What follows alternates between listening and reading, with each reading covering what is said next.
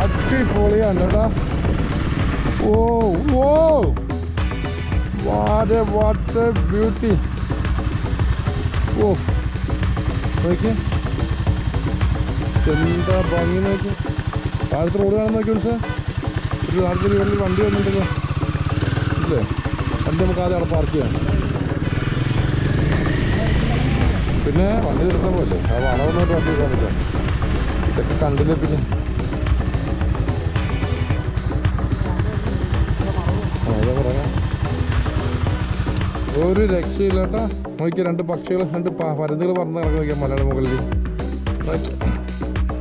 ഉണ്ടോ.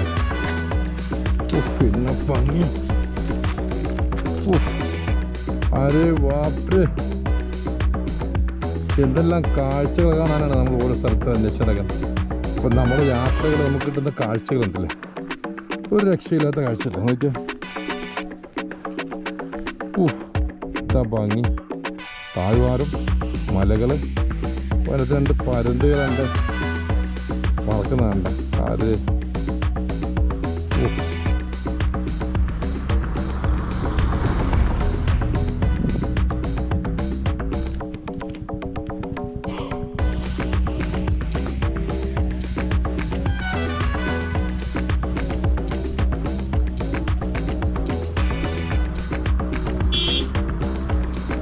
ഇതൊക്കെ എന്ത് ഭാഷയിലാണ് ഏത് രീതിയിലാണ് വർണ്ണിച്ചു തരുന്നതെന്നും അറിയില്ല.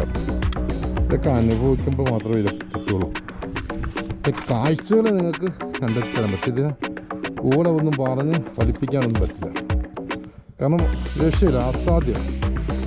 ഒരു ക്യാമറയിൽ കൂടെയൊക്കെ ഇതിൻ്റെ വിഷ്വല് എത്രത്തോളം എത്തിക്കാൻ കഴിയുമെന്നൊന്നും അറിയില്ല. ഇത് എത്രത്തോളം ആസ്വാദനമാണെന്ന് ക്യാമറയിൽ കിട്ടുന്ന പിക്ചറെന്ന് പറയാൻ പറ്റില്ല. ഒരു രക്ഷയില്ലാത്ത വിഷനാണ്. ഒരു ഏരിയയിലെ മലകൾ, എന്തെല്ലാം കാഴ്ചകൾ ഒരു സ്ഥലത്ത് നിന്ന് നമുക്ക് കാണാൻ കഴിയുന്നുണ്ട്. താഴ്വാരങ്ങൾ, കുന്നുകൾ, ചെറിയ ചെറിയ ഗ്രാമങ്ങൾ.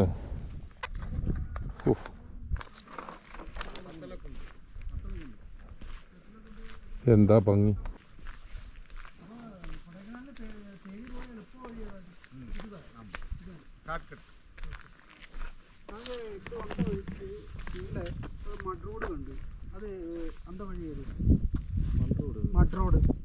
ஒரே ஸ்ட்ரெயிட் தான், நேரம் அங்கே தான். இல்ல நம்ம இந்த தெருவு இல்லையா, அது சின்ன சின்ன கிராமமா இருக்கும். അതെ കീഴ അപ്പുറം മലയില് വില്ലേജ് അപ്പുറം മലയില് மட் ரோடு வில்லேஜ் அந்த வழி ஏது வழி அது எங்கேயும் இல்லை, அங்கே மட்டும்தான். அங்கே மட்டும் தான் இருக்கும், வில்லேஜ் மாதிரி இருக்கும், சின்ன வில்லேஜ் மாதிரி இருக்கும். அவ்வளோ அங்கே போக வேற வழி கிடையாது. അല്ലപ്പാ அந்த സൈഡിൽ നോക്കി അപ്പുറത്തൊരു ഒരു മല ഇருக்கு. ആ മലയിലൊരു വീട്, ഒരു മഡ് റോഡ്, அந்த കുറച്ച് കൃഷിയൊക്കെ പാറാം. அந்த கீழையா? കീഴേ ഇവിടെ എന്താ നോക്കിയാൽ அந்த മലയിൽ നമുക്ക് കാണാൻ പറ്റും. நம்ம அந்த வர்ற வழியா? அந்த வர்ற வழியா? அந்த ரோடு காணுது இல்லையா? அந்த ரோடு കാണില്ല. അതുപോലെ ഒരു മഡ് റോഡ് அந்த ഗ്രാമത്തുക്കുള്ളിലാ കാണുന്നത്. கவனிக்கல. നിങ്ങളുടെ സ്ഥലം ഇവിടെ பெரியகுளம்.